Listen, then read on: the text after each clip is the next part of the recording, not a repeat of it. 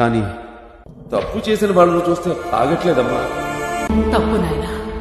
ఉగ్ర నరసింహస్వామి ఆగ్రహం చూస్తే తప్పు చేసిన వాళ్లే భయపడతారు.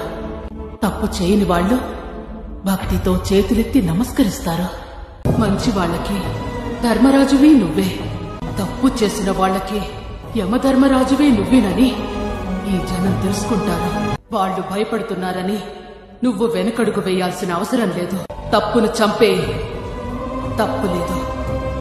ఏ తల్లైనా తన్ని బాగా చూసుకునే కొడుకు పుడితే ఆనందిస్తుంది. కానీ ఊరంతా బాగుండాలనే కొడుకు పుడితే ఇంతకు 10 ఆనందిస్తుంది.